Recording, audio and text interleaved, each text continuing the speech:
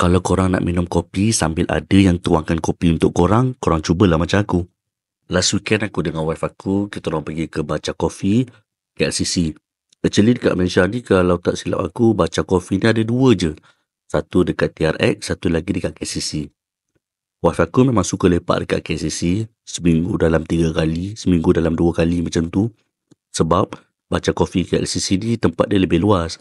Satu lagi dia ada indoor space dengan outdoor space. So korang boleh pilih yang mana korang suka. Macam wife aku dia selalu lepak dan buat kerja dekat outdoor space tu.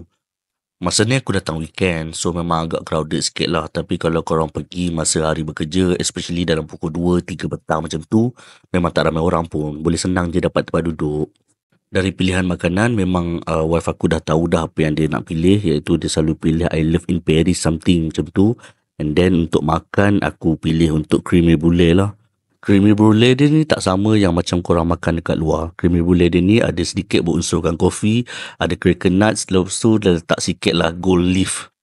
Saiz creamy brulee dia tu agak besar. So sambil korang makan, sambil menyimbang, memang tak terasa lah pun. Tahu-tahu je dah habis. Orang yang tak pernah cuba, aku sarankan cubalah. Dan apa yang aku boleh kata, kalau kopi tu seni, Baca Coffee memang masterpiece. Dari Marrakesh ke Malaysia, baca bukan sekadar kopi, ia satu pengalaman.